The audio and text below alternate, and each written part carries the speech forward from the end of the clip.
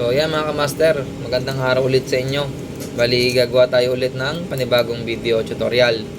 Ang ipapakita ko naman sa inyo ngayon ay sequence ng forward reverse. Kung paano ba mag-wiring nito actual.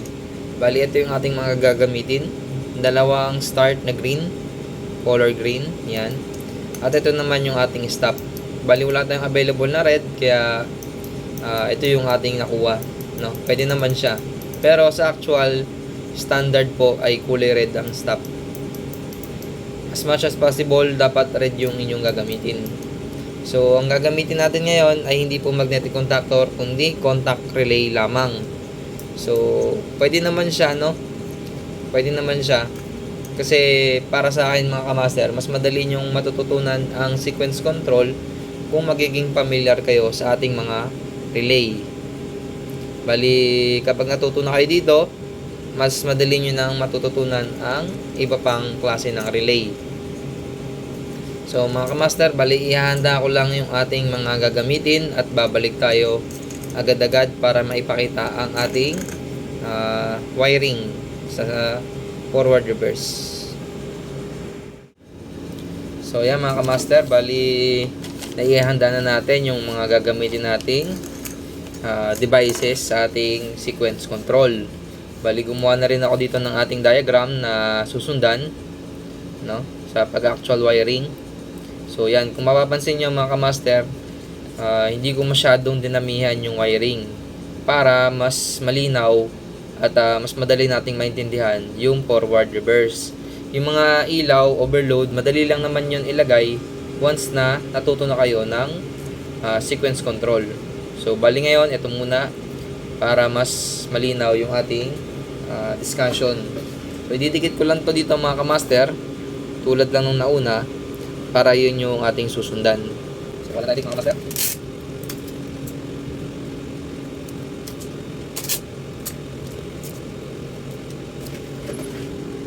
So yan, nahigit natin mga kamaster. So yan, sana malinaw. Ilap natin ng konti. So yan, bali mag-start na tayo mga kamaster. Bali, ganun ulit, unahin natin yung mga nakaparallel sa kanya, no? Bibilangin lang natin to. Isa, dalawa, tatlo, apat. Bali, apat na wire na magkakasama. So, kuha tayo ng apat na wire. Habaan natin.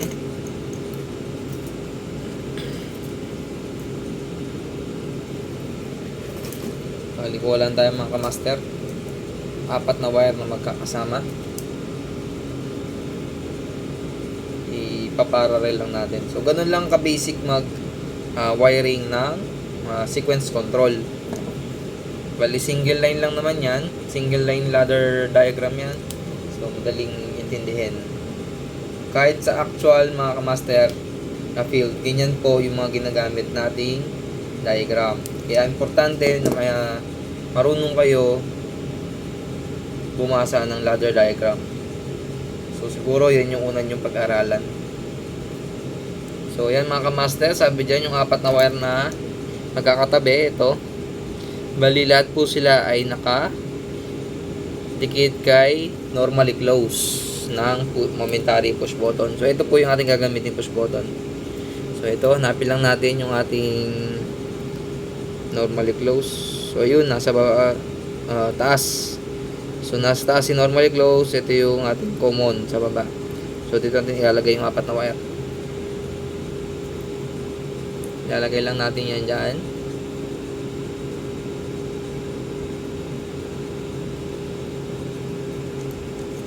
So, ayan mga kamaster.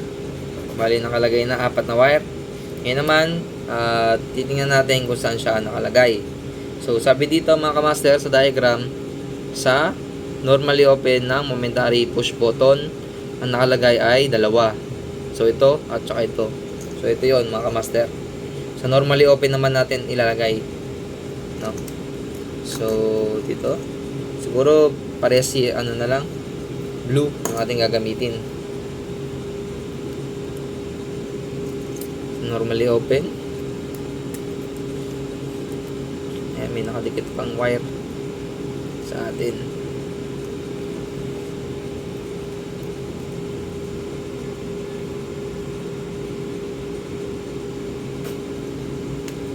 wait lang mga master. Medyo hindi na ito pala yung gamit.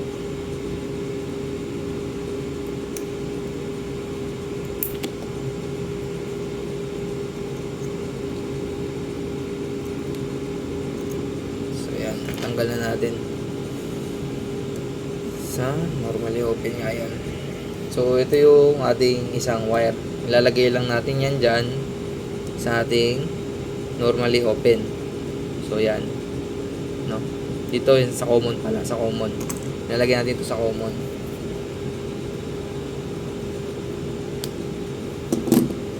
So ito yung ating common. Ayan, ito yung common. Ilalagay natin to. Tatap lang natin to. So ayan. So ayan. Tapos yung isa pa. Ayan. Balatan din natin to.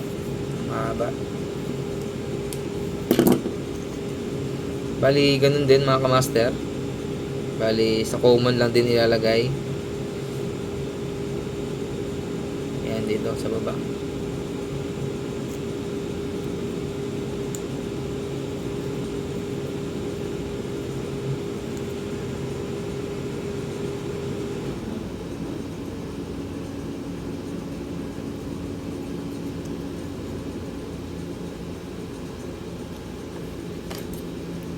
Tanggalin natin itong sobrang wire.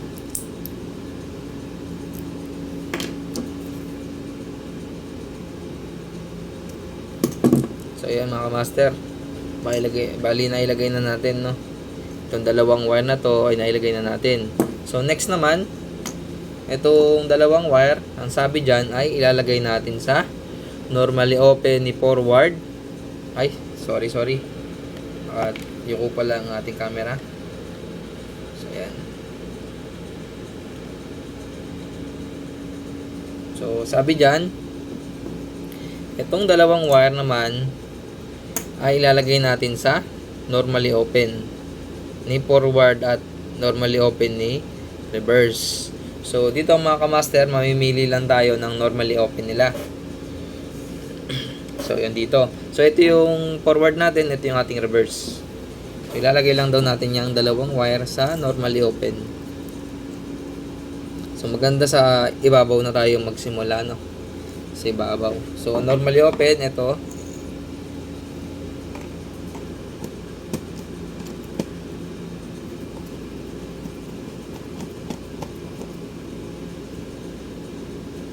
Yan ang sabi dyan. Normally open at normally open ito ng isa. No? So, yan, normally open. So mga kamaster, sa forward reverse po ay mayroong napaka-importanteng wiring na dapat ay hindi ninyo makalimutan. So mamaya tuturo ko yan kung ano yung wirings na yan. So yan, sabi dito ay normally open. So nakompleto natin yung 4. So yung out naman ang ating gagawin. So unahin natin tong si forward, itong ating forward. So normally open daw, ang out nito ay pupunta sa normally close ni reverse. So ito pupunta dito sa normally close ng reverse. So kuha tayo ulit ng wire.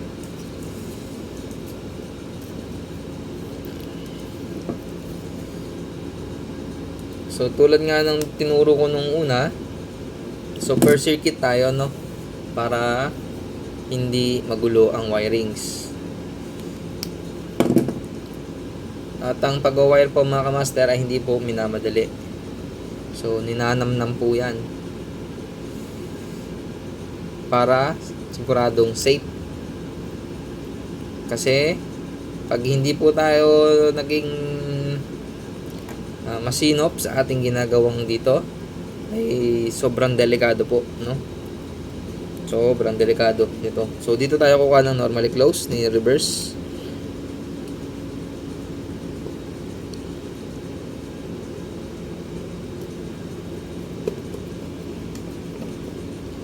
So ayan mga kamaster, bali nakakuha na tayo ng normally close. So papunta naman siya sa coil ng forward. Mga kamaster, ang tawag po sa ginagawa ko ngayon ay interlocking. Electrical interlocking. So napaka-importante po yan. Yan po yung sinasabi kong sobrang importante sa isang forward reverse. Wag na wag niyo pong kakalimutan lagyan ng electrical interlocking ang inyong sequence control ng forward reverse. Kasi kapag po yan ay nakalimutan nyo, ay check para kayong gumawa ng granada. Talagang sabog po yan. Once na nagkamali ng pindot, possible po talaga ay sumabog yan. So normally close papunta sa coil ni forward. So yan, dito tayo lagay ng forward.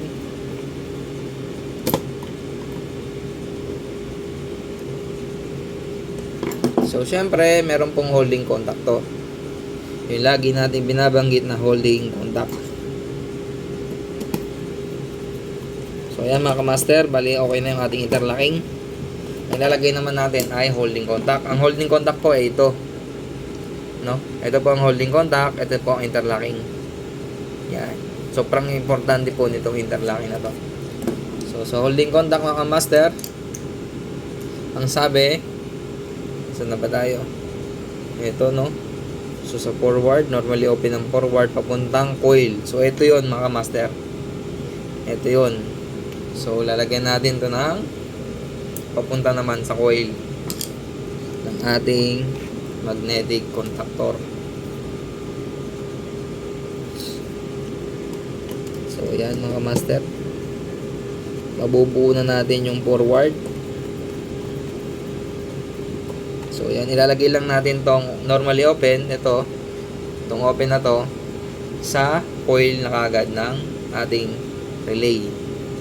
So mainam na pag-aralan nito mga kamaster, kasi alam naman natin na isa to sa mga very common, no? Napaka-common, ay sala, medyo mahina na ang ating mga mata mga master. Hindi pa natin naisuksok sa loob. Yan. So, ayan mga master. Tapos na po yung ating forward. So, mapunta naman tayo sa ating reverse. So, ito po yung ating reverse. So, sa ating reverse, normally open. Ito, normally open. Kuha tayo ng wire ulit. Pupunta naman yan sa normally closed ni magnetic contactor. So yan.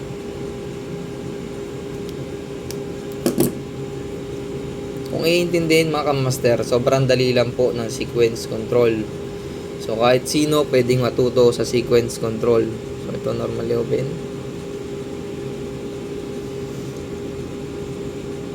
At sa dami rin ang nagtututorial nito sa YouTube, so hindi na imposible matuto ng sequence control. So sa trade test nga po pala, pag kayo mag-apply sa mga company, so isa po ito no, sa trade test. So kailangan paghandaan. Sabi, normally open. Ito, normally open ang push button, pupunta sa normally close ng forward. So normally close. Kuha tayo ng normally close dito sa dulo para malinaw. Tupiin ang dulo.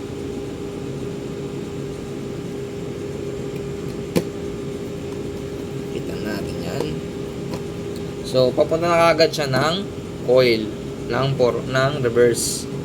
Yan. Normally close, papunta sa coil. At ganun lang din ulit. Uulitin lang natin yung kanilang tawag dito, holding contact, no? So, yan. Tayo dito ng normally close, papunta sa coil.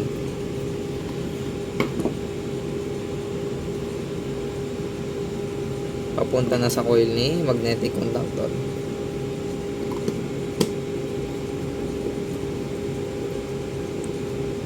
So bago natin ihigpitan yan, kumuha na tayo ng ating wire pang holding contact.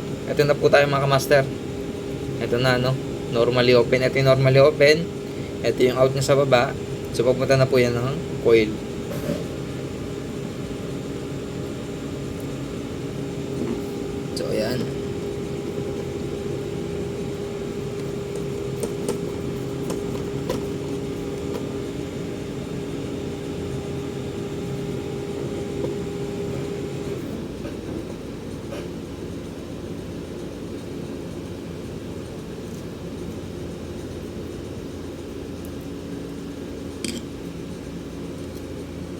natin mga kamaster, pero medyo nakikinig pa tayo. Hindi natin maipasok yung wire. Yupya, okay na yan. So buo na po yung ating circuit. Kung mapapansin nyo mga kamaster, sobrang konti lang yung wire natin, no? Kasi hindi natin sinama yung ilaw, overload. So kaya ganyan. Mas madaling maintindihan kapag ganyan po ang ating wirings, no? So ngayon, lagyan na natin siya ng supply. Bali, ito yung ating supply, no? Isang lane nya, diretso po yan sa normally close. Normally close na kaagad yan ni stop. So ito yung ating stop. Normally close na po, yan. Common lang, sa common. Hindi pa yata kasya.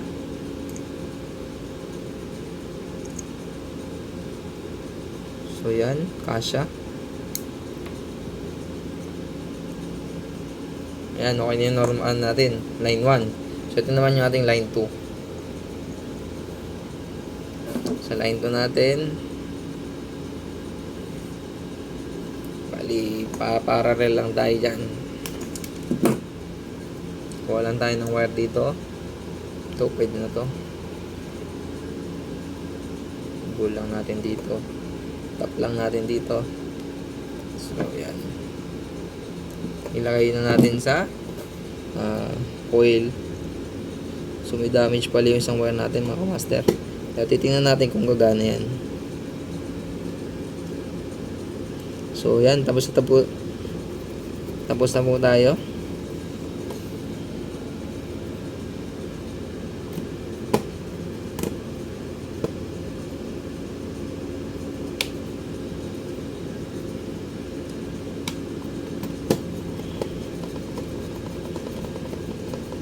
Ayan, testing na natin mga kamaster. Bali, tapos na tayo. Ayan natin to. So, i-energize na natin. So, wala yung saksakan. Kahit pala. Ayan.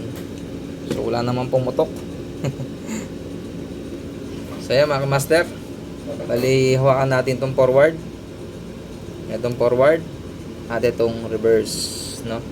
So, testing natin. Yun. Umandar agad yung ating reverse.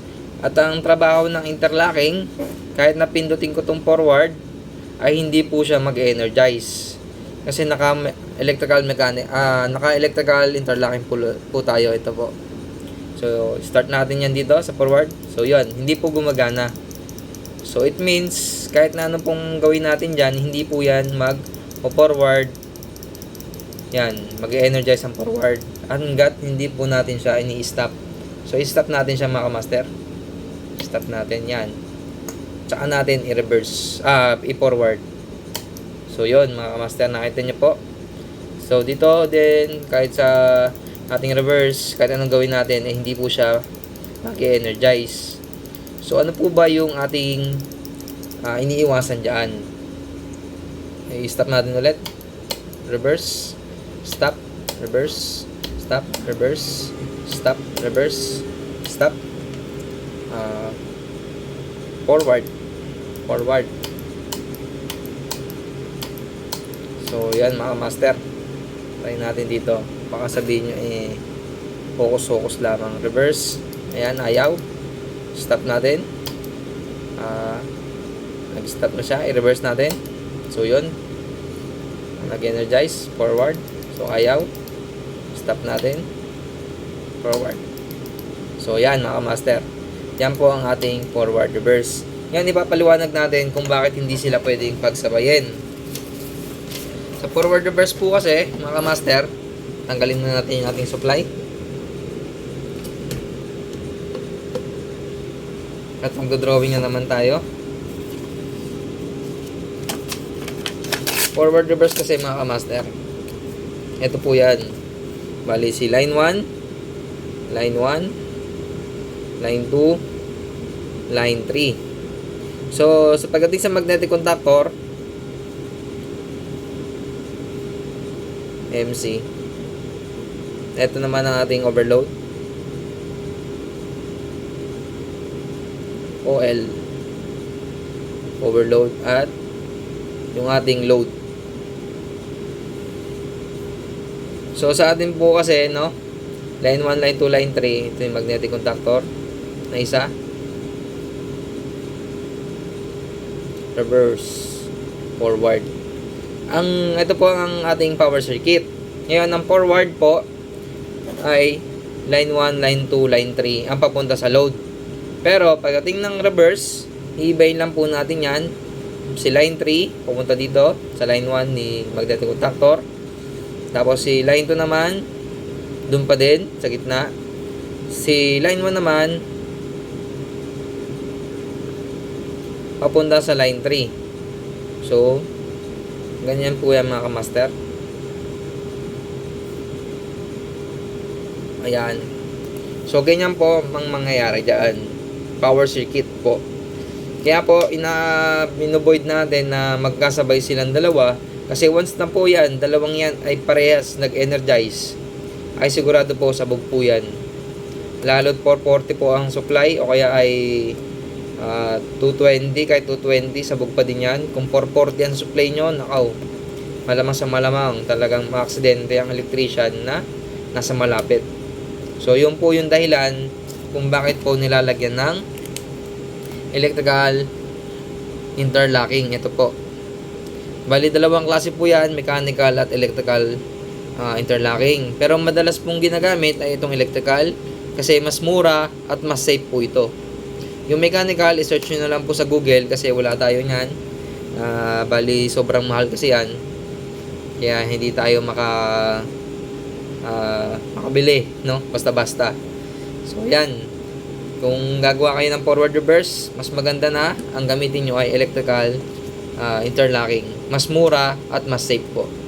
So ayan mga kamaster, sana nakatulong ako sa inyo ulit pagdating sa electrical. At kung may comment man kayo or suggestion, i-comment nyo lang po yan sa ating comment section.